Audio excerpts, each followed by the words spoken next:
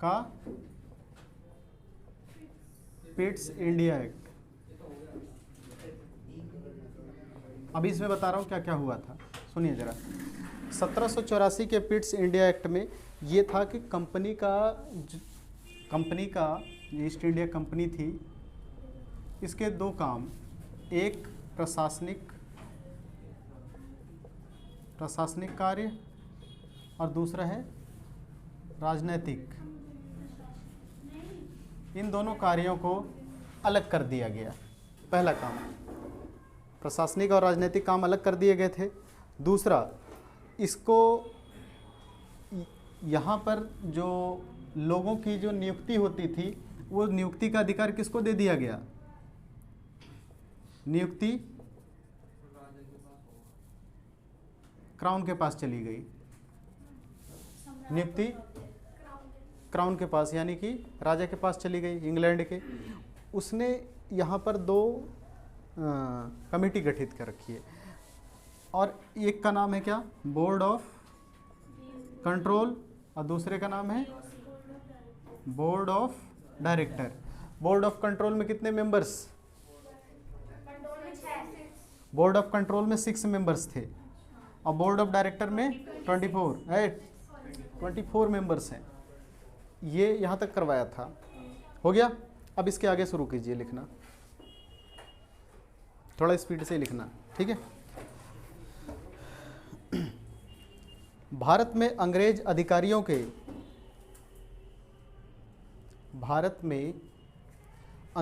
अधिकारियों के ऊपर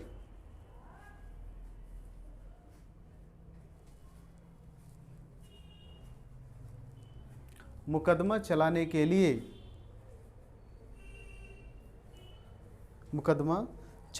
लिए इंग्लैंड में एक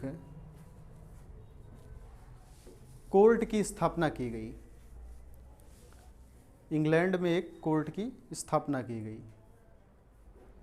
यानी भारत में जो भी अंग्रेज अधिकारी गलत काम करता था, तो उससे संबंधित जो मुकदमे होते थे वो इंग्लैंड में चलाए जाएंगे। उसके लिए एक अलग से कोर्ट बनाई गई थी इंग्लैंड में, ठीक है। अगला पॉइंट, नेक्स्ट। ये सब पिट्स इंडिया एक्ट के अंदर ही हो रहा है। अब देखिए, बहुत सारे क्या होते थे कि अंग्रेज अधिकारी राजाओं से या नवाबों से उपहार लेते थे, और उपहार का मतलब रिश्वत कह सकते हो आप। तो इससे क्या होता था, वो लोग उनके फेवर में काम कर लेते थे, समझ गए, अंग्रेज अधिकारी फेवरेबल हो जाते थे। तो इस काम को रोकने के लिए इसी एक्ट के अंदर एक संशोधन करके एक और चेंजिंग किया गया। उसमें लिख दिया गया कि कंपनी के सदस्यों को, लिखिए, कंपनी के सदस्यों को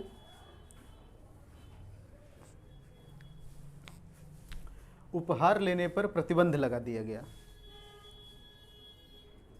कंपनी के सदस्यों को उपहार लेने पर प्रतिबंध लगा दिया गया।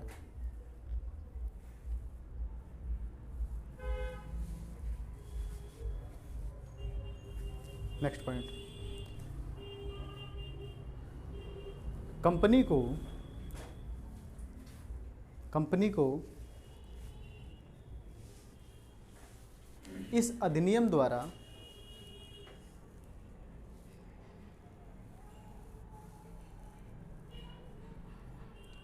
Governor general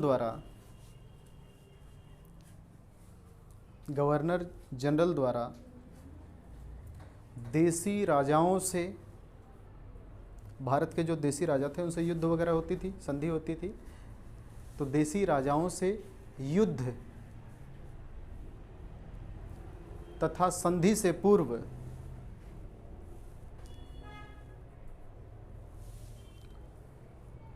board of director की अनुमति लेना आवश्यक कर दिया गया। बोर्ड ऑफ डायरेक्टर की अनुमति आवश्यक कर दी गई। तो ये पिट्स इंडिया एक्ट के थे। अगला है 1786 का, 1786 का।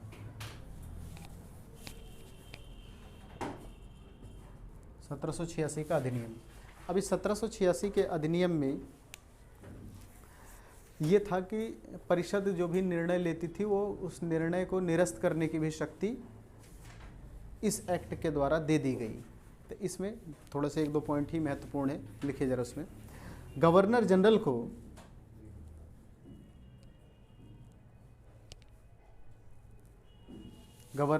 को दो चीज़ें इसमें चेंज की गई है, दोनों विशेष है। यानी कि गवर्नर जनरल को खुद की परिषद के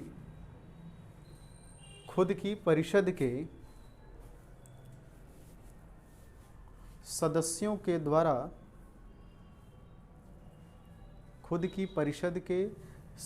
के द्वारा दी गई सलाह या निर्णय को निरस्त करने की शक्ति दी गई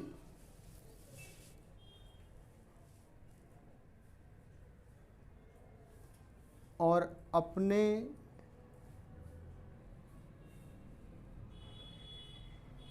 विवेक से, यानी अपनी इच्छा से, अपने विवेक से उस पर निर्णय लागू करने की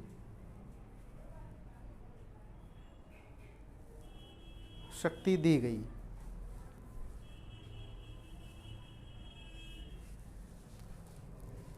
समझ गए?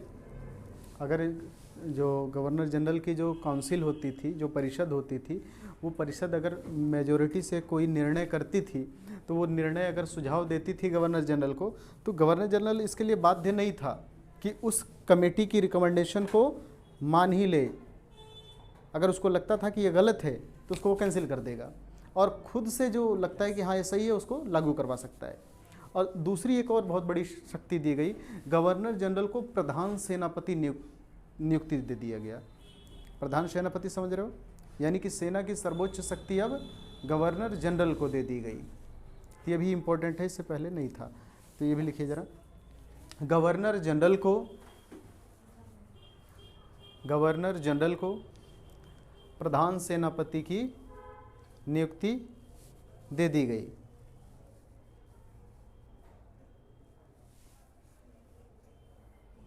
गवर्नर जनरल को प्रधान सेनापति की नियुक्ति दे दी गई। अब है अगला आपका 1793 का चार्टर एक्ट।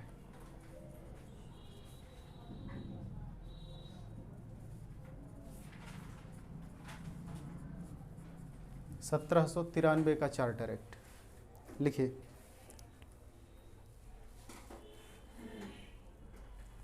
अब देखिए, जो बोर्ड ऑफ कंट्रोल के मेंबर्स थे, ये जो बोर्ड ऑफ कंट्रोल के 6 सदस्य थे, इन 6 सदस्यों को सैलरी देने की जब बात आई तो सैलरी कहाँ से दी जाएगी?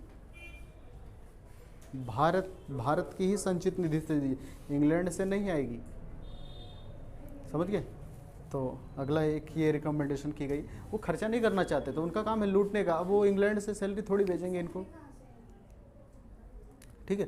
तो वही है, इनको बोर्ड ऑफ कंट्रोल को हिंदी में नियंत्रक मंडल कहते हैं, थे ना? बोर्ड ऑफ डायरेक्टर और बोर्ड ऑफ कंट्रोल दो है, तो डायरेक्टर में 24 सदस्य थे, कंट्रोल में 6 सदस्य थे। तो बोर्ड ऑफ कंट्रोल के 6 सदस्यों की सैलरी भारत की संचित निधि से देने के लिए प्रस्ताव पास किया गया इसके अंदर। तो वही लिखो, नियंत्रक मंडल के सदस्यों को, थोड़ा स्पीड से लिखो, नियंत्रक मंडल के सदस्यों को या BOC के सदस्यों को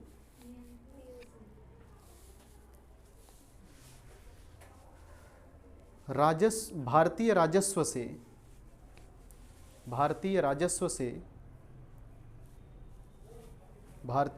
से वेतन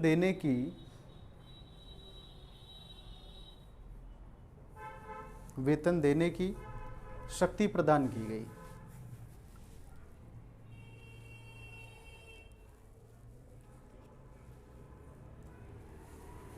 अगला इंपॉर्टेंट है, इस वर्ड को ध्यान रखिएगा। ब्रिटिश भारतीय क्षेत्र में ये इसलिए बोल रहा हूँ क्योंकि अंग्रेज बार बार ये कहते थे कि हम भारत को बेखबरी के दौर में जीत लिए थे।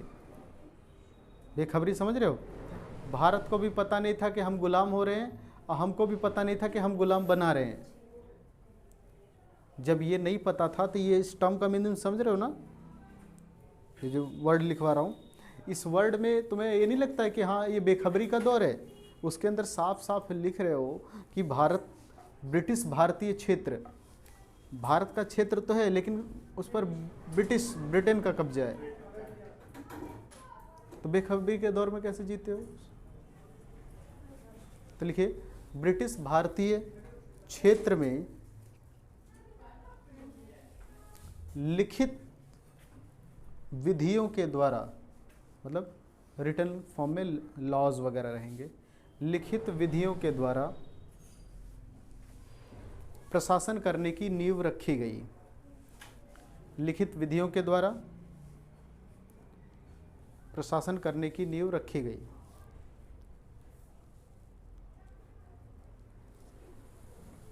अगला,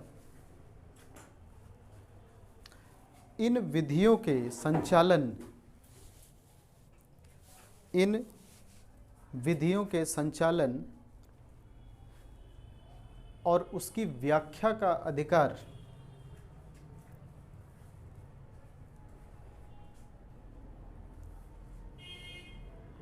न्यायालय को दिया गया।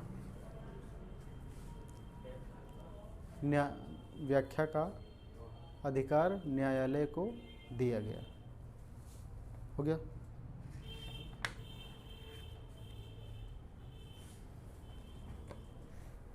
अब आइए 1813 का चार्टर एक्ट।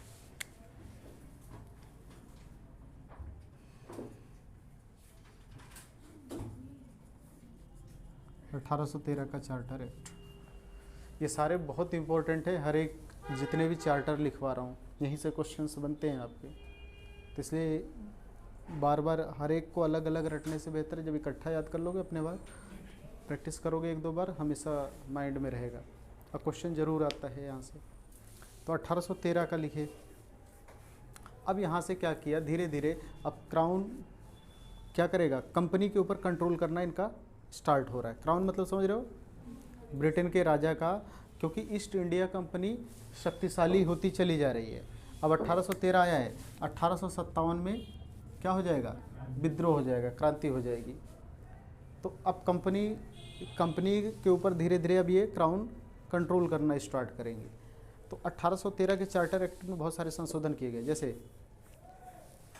कंपनी की मोनोपोली को ही समाप्त कर दिया जाएगा। मोनोपोली मतलब समझ रहे हो, व्यापार करने का एक अधिकार था, इनके अलावा कोई दूसरा व्यापार नहीं कर सकता था। तो वहाँ पर विद्रोह हो गया इंग्लैंड में कि सिर्फ कंपनी ही क्यों भारत के अंदर व्यापार करेगी, व्यापारी तो सभी हैं। तो इसके बाद में वहाँ पर सदन के अंदर एक बिल पेश हुआ, उस बिल के द्वारा क्या कर दिया गया, कंपनी की मोनोपोली को समाप्त कर दिया गया। और उस मोनोपोली के बाद में वहाँ के जितने व्यापारी थे सभी आकर के व्यापार कर सकें। तो पहला पॉइंट यही है कि 1813 में लिखे कंपनी के एकाधिकार को समाप्त कर दिया गया।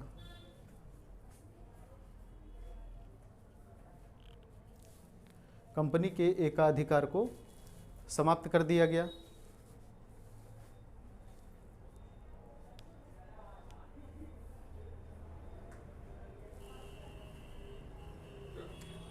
सिर्फ एक ही चीज़ पे मोनोपोली रखी, किस पर, चाय पर। ध्यान रखिएगा, भारत तथा चीन में, अगला पॉइंट है, भारत तथा चीन में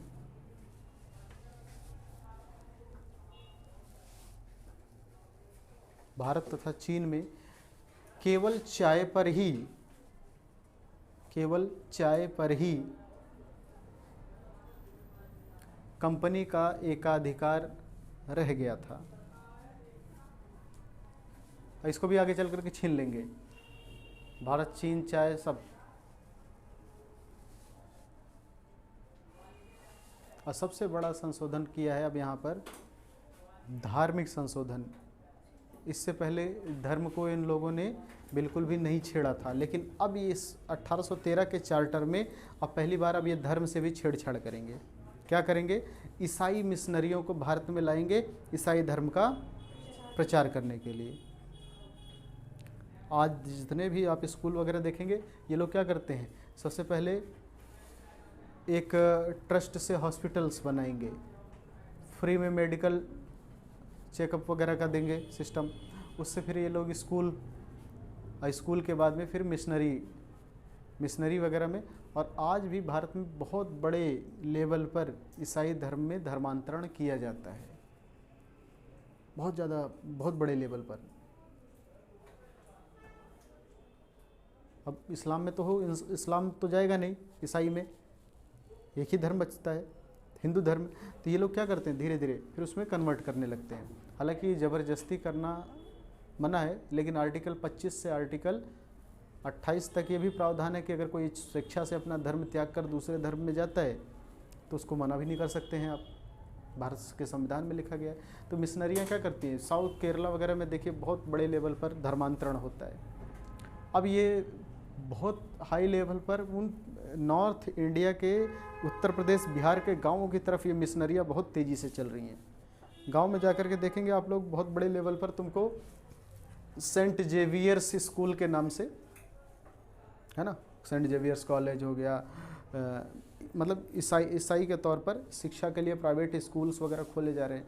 फिर उसी के थ्रू क्या हो रहा है, बहुत तेज़ी से धर्मांतरण हो रहा है। और वहाँ गांव में कंट्रोल करने का सबसे बड़ा तरीका क्या है, वहाँ पर थोड़ा सा मतलब झाड़ फूँक इन सब चीज़ों का वो है। तो अब उन्होंने बोला नहीं, अगरबत्ती को छोड़ करके कैंडल ले करके अगर आप प्रार्थना करोगे, कैंडल पकड़ाने का मतलब समझ रहे हो क्या है, क्योंकि ईसाई धर्म में अगरबत्ती नहीं कैंडल चलता है। धीरे धीरे वो क्या करेंगे, ईसा मसीह की तरफ। और इसमें हर धर्म ये कहता है कि जब आप किसी धर्म की तरफ झुकाव करते हैं तो बोल दिया जाता है कि पिछले धर्म की आस्था में आपको नहीं रहना है, अगर इधर वाले का फ़ायदा चाहिए तो उधर वाले को छोड़ दो।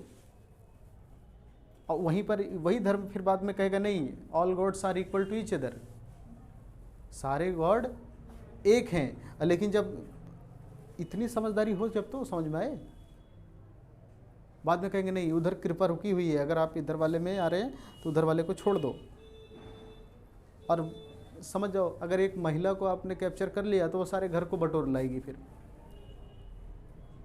बच्चों को, हस्बैंड को, नहीं वहाँ फ़ायदा हो रहा है, समझ नहीं रहे हो।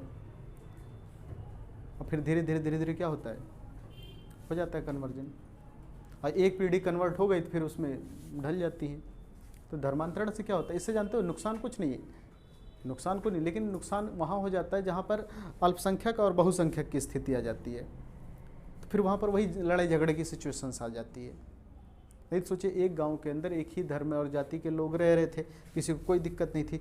अचानक एक कोई धर्म परिवर्तित करके वो व्यक्ति चला गया, अपने निजी फायदे को देखते हुए चला गया। अब वहाँ के जो लोग थे, अब उनका नज़रिया उसके प्रति बदल जाएगा ना। अब वो डर के मारे उस धर्म में वापस नहीं आएगा कि फिर इधर से पता चला हमारे ऊपर दैवीय प्रकोप कोई प्रॉब्लम डाल दे। और ये मिशनरियों ने बहुत बड़े लेवल पर काम किया है, इसके ऊपर बहुत ज़्यादा पैसा आता था इसको धर्मांतरण करने के लिए। तो ये पहली बार धर्म के प्रचार के लिए एक्ट लेकर के आए। तो इसी में लिखिए ज़रा, ईसाई मिशनरियों को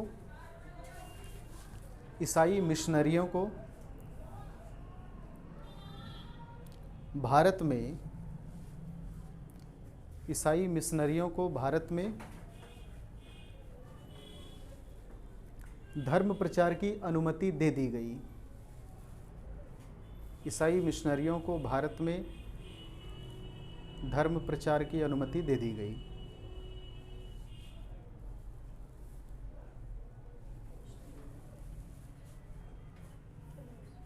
हो गया। अगला पॉइंट, अभी शिक्षा पर वो 1 लाख वाला, वो भी इसी में हुआ है 1813 वाले में ही। शिक्षा के ऊपर, ये शिक्षा नहीं, भारतीय शिक्षा लिखना, भारतीय शिक्षा के ऊपर 1 लाख रुपए खर्च करने का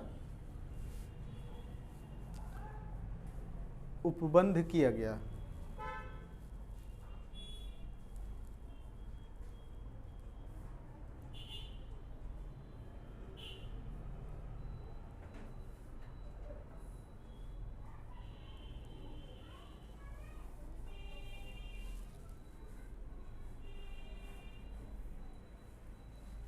अब समझिए ज़रा, थोड़ा सा लिखवाने से पहले समझाता हूँ। देखिए 3 मिशनरियाँ थी, कलकत्ता, बम्बई और मद्रास। ये कलकत्ता थी, ये बम्बई थी और ये मद्रास थी। हर एक मिशनरी के अंदर एक गवर्नर होता था और इन सभी का हेड जो होता था वो गवर्नर जनरल होता था। तो ये भी लॉ बनाते थे, ये भी लॉ बनाते थे, ये भी लॉ बनाते थे। तो तीनों के लॉ को रिकमेंड करने का काम करता था गवर्नर जनरल। अब इन्होंने क्या कर दिया, चेंजिंग किया, बोला कि तीनों जो मिशनरियाँ हैं जो भी कानून बनाती हैं, इन कानूनों को मान्यता देने का काम कौन करेगा, इंग्लैंड का क्राउन। और गवर्नर जनरल तथा जनरल की नियुक्ति को भी उन्हीं की इच्छा से और उन्हीं के द्वारा बताए गए व्यक्ति के द्वारा नियुक्ति दी जाएगी। यानी कि धीरे धीरे क्या कर रहे हो, कंपनी के लोगों की शक्तियों को भी क्राउन के हाथों में जाते हुए देख रहे हो। अब धीरे धीरे धीरे धीरे 1857 की क्रांति वहाँ ना मिल जाएगी, क्योंकि व्यापार तो छीन ही लिया है, मोनोपोली ख़त्म हो चुकी है। यहाँ से चाय वगैरह को भी, चाय को छोड़ रखा है सिर्फ, अब चाय भी आगे वाले में ख़त्म कर दी जाएगी। लेकिन यहाँ पर इन्होंने यहाँ के द्वारा बनाए गए नियम कानून को बोला है कि नियम बनाओ, नियम बनाने का अधिकार है इनके पास, लेकिन नियम बनाने के बाद में सही या गलत का फैसला कौन करेगा, क्राउन के द्वारा किया जाएगा। तो वही लिखवाना है, लिखो। इस चार्टर के द्वारा कलकत्ता, बम्बई तथा मद्रास, कलकत्ता, बम्बई तथा मद्रास द्वारा निर्मित विधियों का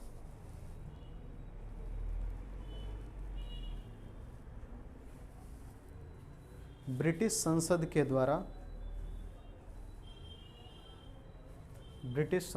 द्वारा अनुमोदन आवश्यक कर दिया गया।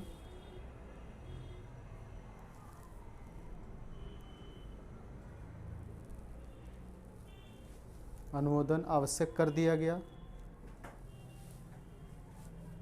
तथा ब्रिटिश सम्राट की स्वीकृति से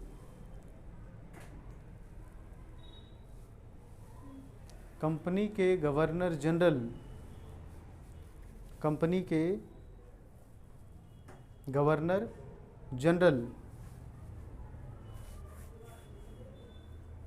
तथा गवर्नरों को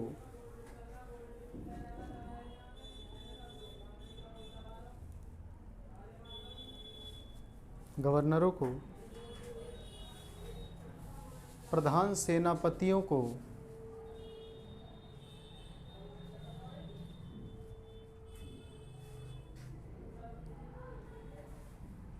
नियुक्ति का अधिकार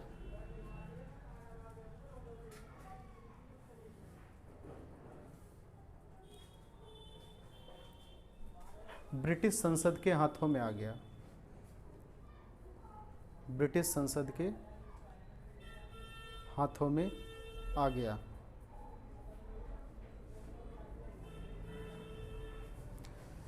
तो यहाँ से काफ़ी कंट्रोल हो गया है कंपनी के ऊपर, क्राउन का।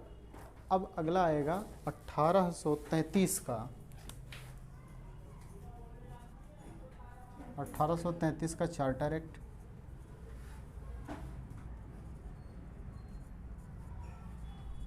ब्रैकेट में इसी को देखिएगा, सेंट हेलेना एक्ट भी इसी को कहा जाता है, सेंट हेलेना एक्ट। ठीक है, सेंट हेलेना एक्ट का मतलब 1833 वाला ही है, ध्यान रखिएगा।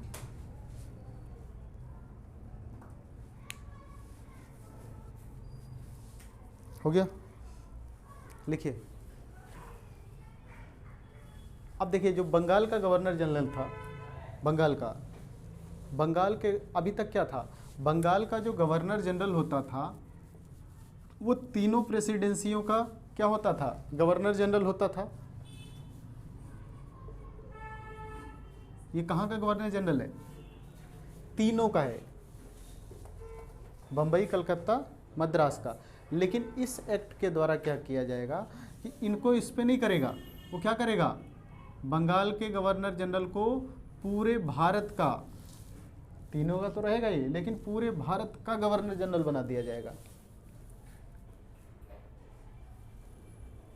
नहीं समझे, तीन प्रेसिडेंसियाँ था ही, लेकिन पूरे भारत थोड़ी था उस समय, लेकिन पूरे भारत का गवर्नर जनरल बना दिया जाएगा। इसका मतलब है कि जो देसी राजा और रजवाड़े हैं वो भी इसके दायरे में आ गए अब। ठीक है, तो लिखिए पहला पॉइंट, बंगाल के गवर्नर जनरल को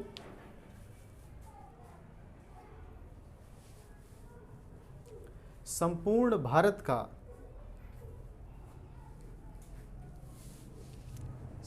भारत का गवर्नर जनरल बना दिया गया।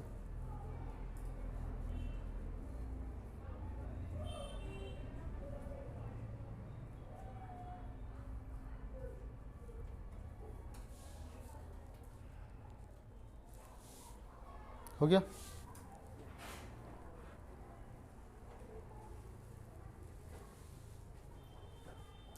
परिषद को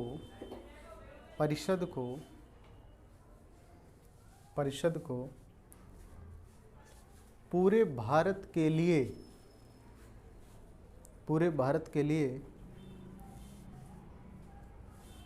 कानून बनाने की शक्ति दी गई। परिषद को पूरे भारत के लिए कानून बनाने की शक्ति दी गई।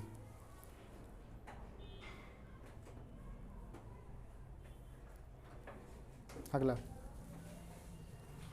Next point, civil. अब देखिए यहाँ से क्या होगा कि अब एक खुली भर्ती कर रहे हैं। पहले क्या होता था, आईसीएस की जो परीक्षा होती थी ये सारे के सारे कौन देते थे, अंग्रेज देते थे।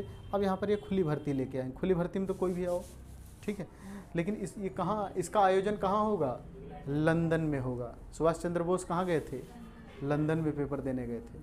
7 रैंक आई थी, 7 रैंक। लिखो, और कॉलेज का नाम भी दे दूंगा कभी, अगर बहुत ज़्यादा गहराई में जाएगा तो जहाँ पर प्रतियोगिता होती थी इनकी, जिस कॉलेज में, उस कॉलेज में लिखिए, सिविल सेवकों को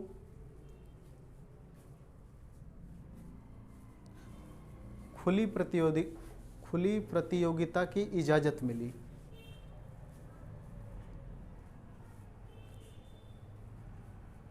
सिविल सेवक मतलब समझ रहे हो ना, सिविल मतलब नागरिक, सेवक मतलब सेवक, हाँ, तो डीएम राजा नहीं है, जनता का सेवक है। ऐसे ही पुलिस बल नहीं है, पुलिस सेवक है, पुलिस सेवा देती है। आर्मी बल है, समझे, लेकिन पुलिस बल बोल दिया जाता है, अदरवाइज पुलिस बल नहीं है, पुलिस सेवा कभी कभी जरूरत से ज़्यादा दे देती है। तो कहाँ तक लिखे, खुली प्रतियोगिता, ब्रैकेट में लिख लीजिए ज़रा, ये जहाँ पर होती थी उसका नाम है हैरीबर्ग कॉलेज।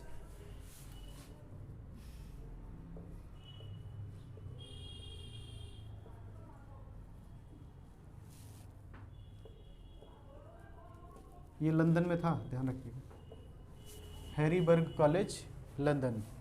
अगर बहुत गहराई में, डेप्थ में जाकर के क्वेश्चन पूछेगा तो ही। हो गया, आगे लिखिए।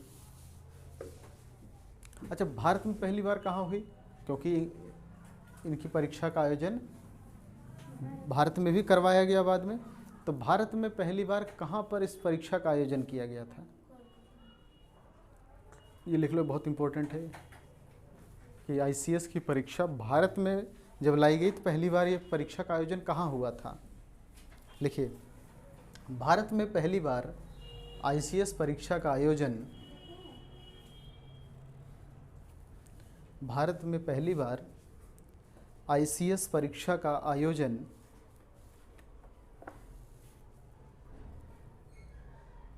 इलाहाबाद में किया गया, इलाहाबाद में किया गया।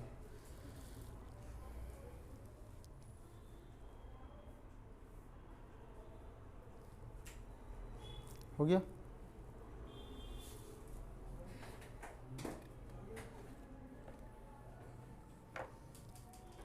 चलिए अब आगे बढ़ते हैं।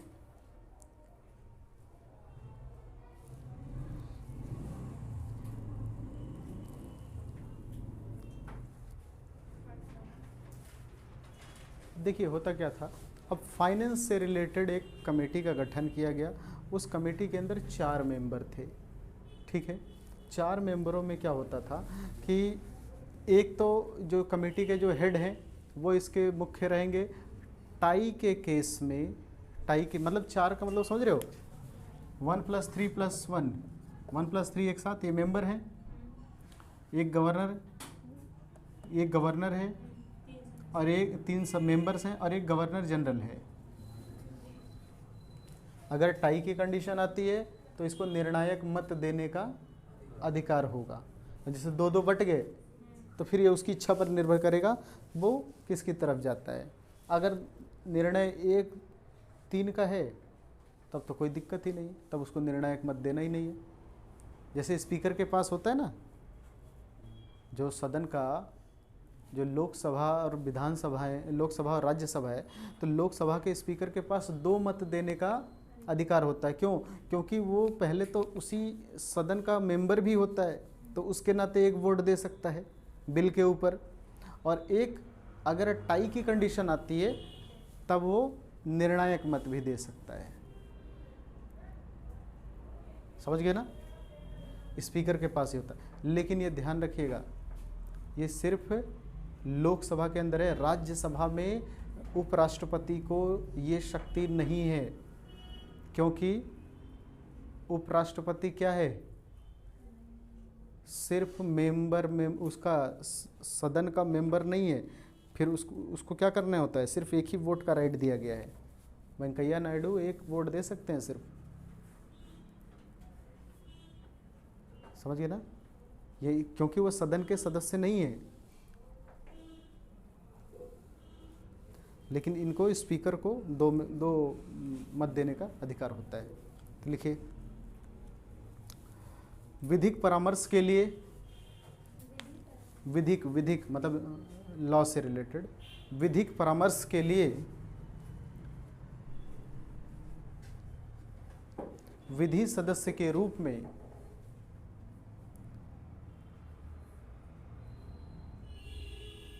चार सदस्यों को विधिक परामर्श के लिए विधिक सदस्य के रूप में 4 सदस्यों को गवर्नर जनरल के अतिरिक्त जोड़ा गया।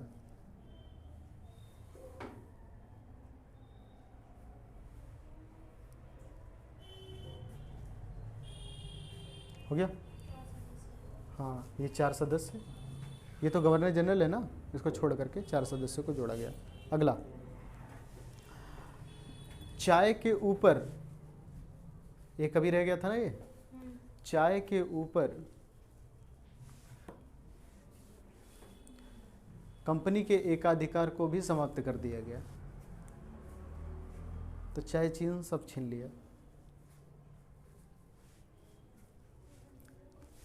चाय के ऊपर भी कंपनी के एकाधिकार को समाप्त कर दिया गया। नेक्स्ट, कंपनी को सिर्फ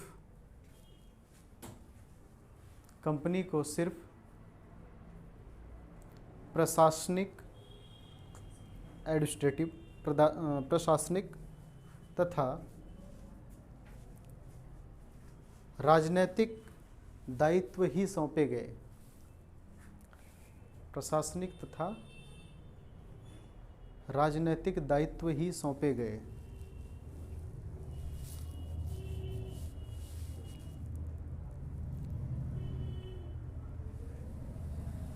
नेक्स्ट, गवर्नर जनरल को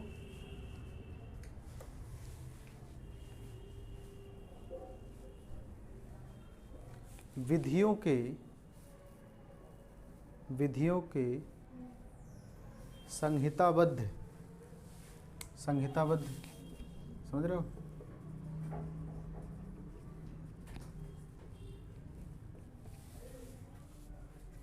जैसे आज कोई कमेटी बनाई जाती है ना किसी लॉ के ऊपर रिकमेंड करने के लिए, जैसे पंचायती राज व्यवस्था के लिए अशोक मेहता कमेटी का गठन किया गया था, बलवंत राय मेहता कमेटी का।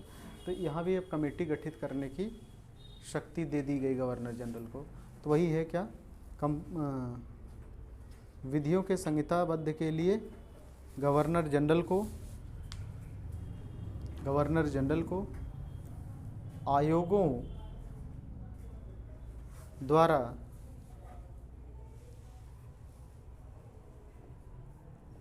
कमेटी गठित करने का प्राधिकार दिया गया।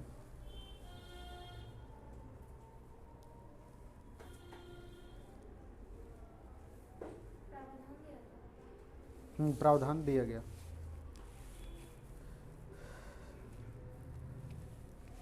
नेक्स्ट है 1834 में, नेक्स्ट है 1834 में लॉर्ड मैकाले की अध्यक्षता में, वही शिक्षा से संबंधित, लॉर्ड मैकाले की अध्यक्षता में 4 विधि आयोग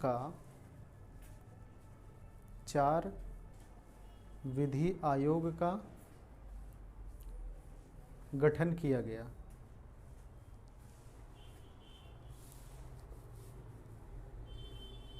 हो गया, 4 विधि आयोग बने थे। अब यहाँ एक और आता है दास प्रथा का अंत। दास प्रथा समझ रहे हो ना, सबसे बड़ी कुरीति रही है, तो यहाँ से दास प्रथा के ऊपर भी एक्ट बन जाएगा। अगला लिखिए जरा, भारत में दास प्रथा को, ये लिखिए, भारत में दास प्रथा को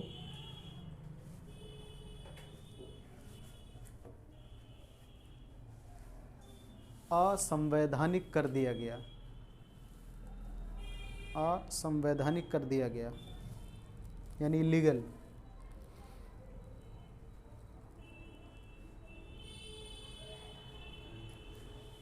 देखिए यहाँ पर तो अभी बोला गया है, लेकिन ये बाकायदा इसके ऊपर एक्ट बना करके जो ख़त्म किया गया, एक्ट मतलब समझ रहे हो, अगर किसी ने गुलाम बनाया किसी को तो उसके ऊपर मुकदमा इन धाराओं में चलाया जाएगा। तो इसके लिए एक्ट बाद में बनाया गया। तो अगर नीचे लिख लो स्टार लगा करके, कभी अगर पूछ लेगा तो लिखिए, दास प्रथा का उन्मूलन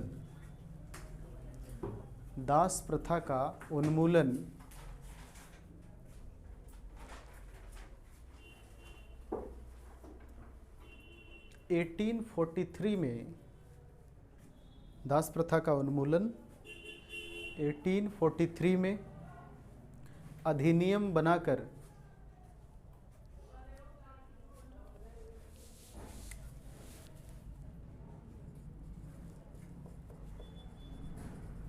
लॉर्ड एलनबरो द्वारा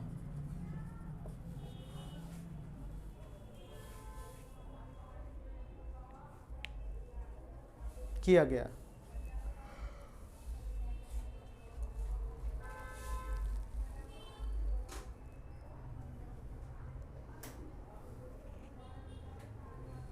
हो गया, तो लॉर्ड एलनबरो एक्ट लाए 1843 में। ये ध्यान रखिएगा, एक्ट बना करके पूरी तरह से समाप्त करने का काम 1843 में किया गया, लेकिन पहली बार इसकी रिकमेंडेशन 1834 में आई थी।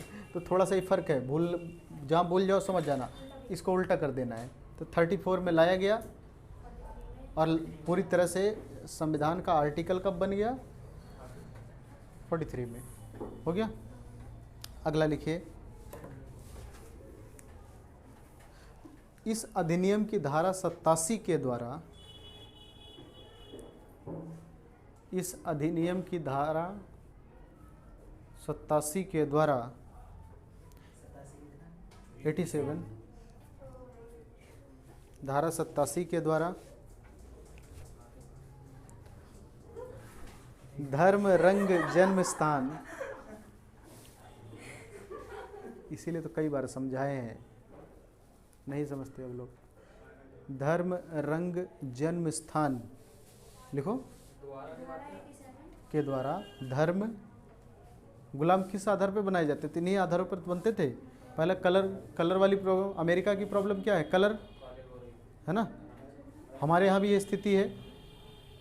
अगर केरला साइड के देखिएगा तो कलर में लगभग औसत दर्जे के होते हैं, है ना। और धर्म भी बहुत बड़ा है, हिंदू मुस्लिम वाला पहले से चल रहा था। जाति सबसे बड़ी जो थी वो जातीय व्यवस्था थी। सबसे ज़्यादा जो गुलाम बनाने का कारण होता था वो धर्म नहीं था, वो जाति थी। अनटचेबिलिटी वाली जातियाँ, तो उनसे काम क्या करवाया जाता था? नॉर्मल वाला, जो खेतों में काम करवाना, मजदूरी, मतलब उसको कहते थे बंधुआ मजदूर, मतलब उसको सिर्फ भोजन देना है, बाकी वो आपके यहाँ ही सिर्फ काम करेगा। कहीं किसी इंसान को कहीं जाना है तो एक आने जाने के लिए पीठ पर बैठ करके लेके जाता था। सोच के देखिए कितना मतलब स्ट्रगलफुल लाइफ होता था। और गुलाम के बच्चे गुलाम ही माने जाएंगे। सब देशों में होता था। अरे भाई पूरी तुम अब्राहम लिंकन को देखो, अमेरिका में दास प्रथा के ऊपर बहुत बड़ी बुक लिखी है। तुम उधर चले जाओ, क्या नाम है उनका, दास कैपिटल नाम की बुक, बहुत हर जगह ये दास पहले के टाइम के रहे हैं। हमारे भारत की ये स्थिति दास वाली नहीं थी। दास लेकर के आए अरब वाले, अंग्रेज नहीं, पूरा दास स्लेव डायनेस्टी चली है भारत में, दास वंश। कुतुबुद्दीन ऐबक से, कुतुबुद्दीन ऐबक, इल्तुतमिश, उधर फिर आएगा बलबन आएगा। ये सब बलबन कुतुबुद्दीन ऐबक के टाइम का ही है। वो उसमें था गौरी के टाइम का। क्यों? क्योंकि ये आए तो थे गौरी के साथ ही सारे। तो भारत में बहुत लंबा दौर चला है दासों का। अब जा कर के देखिए इसके ऊपर अधिनियम बना करके हटाया गया। तो वही इसके द्वारा इसमें देखिए और अदर चीज़ों को भी ऐड किया जा रहा है कि धर्म, रंग तथा स्थान के आधार पर,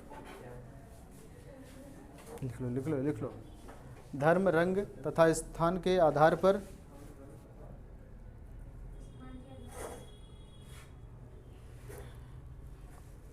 अयोग्य ठहराए जाने का उपबंध किया गया।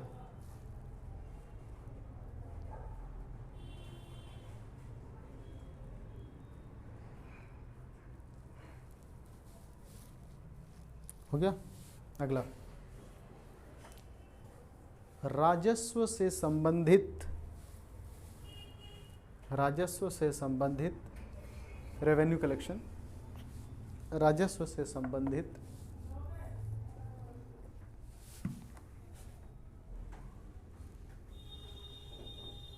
अधिकार को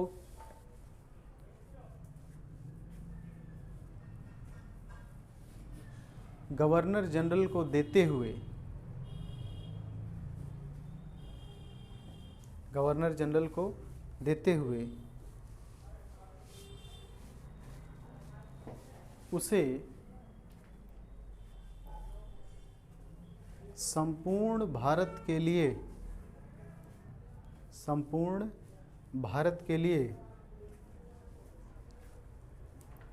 बजट तैयार करने का अधिकार दे दिया गया।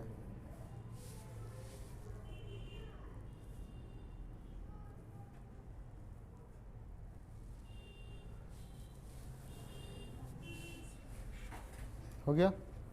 तो अभी तक हमने जो पढ़ा ये 1833 तक का चार्टर एक्ट था, है ना। अब ध्यान से एक बात को सुनिएगा, जो 1833 है, 1833 तक का जो चार्टर एक्ट है, यहाँ तक के बने हुए कानून को हम विनियमन कहते हैं। विनियमन, विनियमन, नियम का मतलब होता है, नियम का मतलब होता है जो बोल दिया गया है, और विनियम का मतलब है कि उस नियम के अंदर परिवर्तन करना भी संभव हो। समझ गए? तो नियम के अंदर संशोधन कर सकें, ऐसे को विनियम कहा जाता है। तो लिखो मत, पहले सुन लो, लिखवा दूंगा। 1833 तक का जो भी इन्होंने एक्ट लाया उसको बोलते हैं विनियमन। और अब 1833 के बाद कब जो भी लिखवाऊंगा, जितने भी एक्ट लिखवाऊंगा, वो विनियम नहीं होगा, वो क्या होने, अधिनियम। अधिनियम बोले तो एक्ट, समझ गए? तो यहाँ से अब जो कुछ भी, जितने भी एक्ट बनेंगे तुम्हारे सारे चार्टर, वो सब अधिनियम के रूप में होंगे। तो ये इम्पोर्टेंट है, दोनों लाइनें लिख लीजिए, ज़रा लिखवा देता हूँ। 1800 स्टार लगा के लिखना, 1833 तक के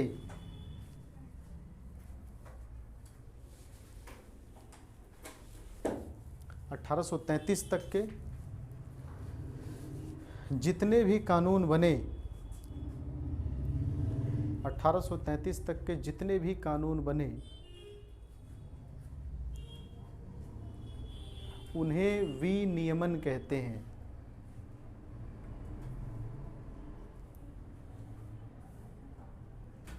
नेक्स्ट लाइन में 1833 के बाद के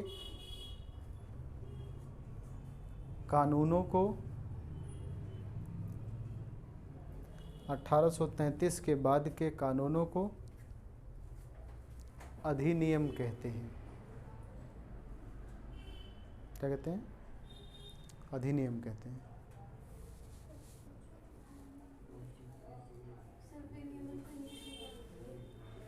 विनियमन का मतलब रूल एंड रेगुलेशंस। जैसे मान लीजिए एग्जांपल के तौर पर कोई पुलिस अचानक रेड जोन घोषित कर दे किसी क्षेत्र को, तो क्या उसके लिए सदन के अंदर बिल लेके गया है? नहीं। तो अगर कोई सरकारी कर्मचारी या सरकारी अधिकारी कोई भी बात बोलता है किसी नियम कानून के तौर पर, तो वो ये मान के चलिएगा वो नॉर्मल नहीं है, उसकी बात के अंदर कानूनी शक्ति प्रदान की गई है। जैसे पुलिस कोरोना के टाइम पे रोक लगा दी थी, यहाँ नहीं जाना है, या इस बिल्डिंग को लॉक कर दिया गया है, चारों तरफ से फेंसिंग कर दिया गया है, तो अगर आप उधर गए तो आपने क्या तोड़ा है? अधिनियम तोड़ा है कि नियम तोड़ा है? नियम तोड़ा है, अधिनियम नहीं। अधिनियम तोड़ेंगे तो जेल हो जाएगी, और नियम तोड़ेंगे तो सिर्फ तोड़ाई होगी। हाँ, समझ गए? तो ये होता है। तो विनियमन वो जब मर्जी जब लगा दो, हटा लो, हो गया। अब इसके बाद